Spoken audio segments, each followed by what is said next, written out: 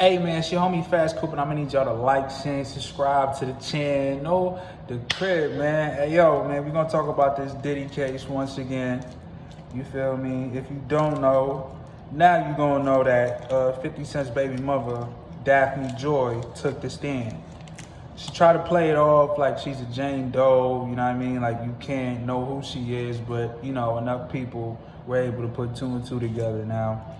She said a couple things that stuck out, you know what I mean? So she said she was freaking off too. Everybody was freaking off, you heard? But she was in a more, I don't know how to label it, you know what I mean? Like, she was okay with it, you know what I mean? Like, I think they all were, because they all were getting paid. Now, she had an arrangement with Diddy. Diddy was supposed to pay her rent for 2 years. And he was like giving her like $10,000 a month, something like that. Don't quote me. That may not be exactly the number, but it's around that, all right? 10 to 20 a month. Okay?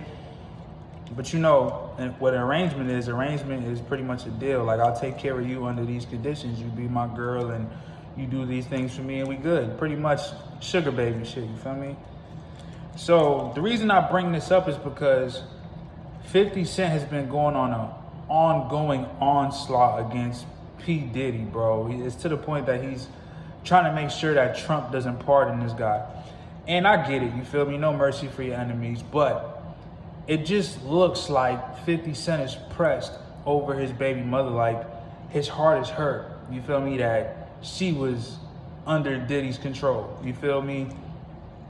And it's a little tender, bro. You know what I mean? Like, it's a little tender. It's kind of, you know, making me look at 50 in a different way. I know he don't give a fuck, but I'm just saying, like, he knows that, you know, it's kind of sucker shit when it comes to these bitches, you feel me? But he really don't care. So he talking about he about to do a whole documentary on this whole shit.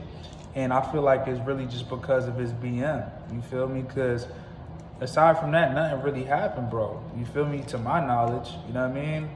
So if this is all over a woman, and then you got this shit with fucking Meech and shit, 50, you getting a little tender, bro. I don't know if it's coming with the age or what, but you getting a little tender, bro. You feel me? You might have to pick up a new hobby. But anyway, let's get back to business with Daphne Joy.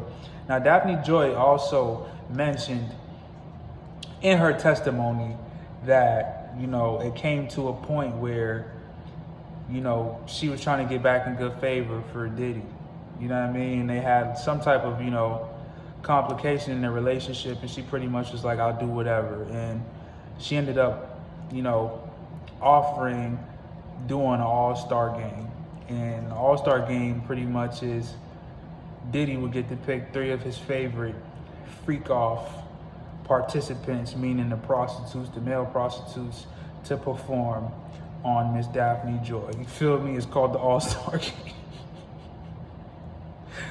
Yo, bro, like, I can't make this shit up. Like, the more this case goes, the more I believe it, bro. You feel me? And this is post the Punisher actually has been speaking. He went on a podcast with Cameron. He gave his side of the story. You feel me? He was very descriptive, and he's painting these pictures of Diddy, bro. And, you know, he did another interview too, and it's just like, yo, bro, this shit really happened, bro. You feel me? Like, at first, I'm like, nah, this is just a money grab. But no, there's a lot of truth to this shit. Diddy was really a freaky man, bro. You feel me? Like, that was his thing for real. Like, he really liked to freak off, bro.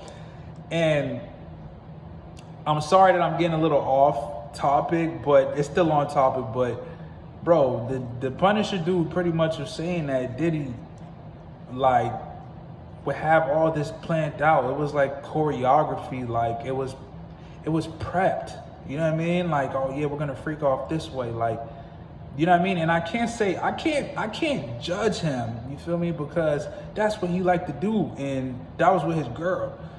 So it's just amusing to me that, like, he created, like, it's like a play, you feel me? Like, and he was like the puppeteer, you see what I'm saying? And he's like pulling the strings, like, all right, cool, I want you to, you know, hit this angle on the bed, and I want you guys to be glistening in baby oil.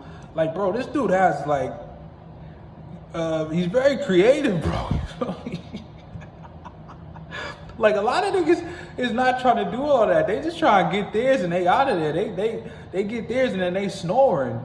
This dude was trying to watch, and then the thing is, right, not trying to, he was watching, he would let them start. So he had a system set up to where he would let them start, right? They would do that thing intimately. It would be just them two, the male prostitute and Cassie or Daphne Joy, whomever it is, you feel me, doing the freak off. And then he would walk in, right? Cassie would tell, you know, the performer, the male prostitute, how it's gonna go. You know what I mean? So like probably like 10 minutes into it, Diddy would walk in, bro. So my whole thing is like, why are you not just there from the beginning? Like, just make it comfortable for everybody. Like, you know, hey man, what's up, bro? I'm just gonna be watching, bro. Nice to meet you. Like, it just seemed very awkward the way it went. Like, you know what I mean? Like he just walks in while this nigga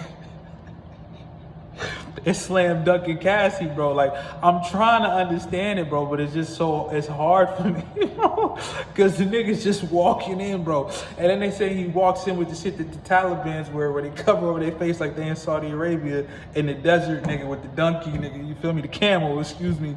And he just like walks in, and they say he had the Astro Glide in his hand, bro, like with the pink top, you feel me? And he was using the Astro Glide to, you know, pretty much excite himself and admire himself, if you get what I'm trying to say, have fun with himself. And it just was very descriptive to the point that I'm like, no, bro, this really happened, bro, you feel me? So while punishing Cassie, the nigga Diddy would just walk in 10 minutes in and he'll just take a seat, or he'll walk over and say, yeah, I like that. You know what I mean? And he's whacking his shit watching, nigga. Do you understand what I'm saying to y'all right now? Like, and to Diddy's defense, this is just live porn. This is live pornography. Like, it's just a live performance of it. Like, so niggas can't really say shit because niggas watch porn. Everybody watches porn. Everyone, you know, funnels themselves to porn. So Diddy just had the luxury of doing it live, and he was able to pretty much, you know, put the play together. You feel me? And it's just funny, man. But you know, back to Daphne, man. You feel me? Daphne was in a situation where she, you know, she wanted it, bro. And it just goes to show, man. Daphne looks like Cassie. You know, Diddy definitely has a type. He likes the Asian-looking girls. There's another girl named like Gina or something, I think. They all look identical, bro. They look like they could be relatives. And, you know, these women were doing this willingly, bro. You know what I mean? Like, yes, there may have been some type of control, but it was just the money, bro. You feel me? Like, if you wanted to get paid or you wanted to be involved in the lifestyle, you had to do these things.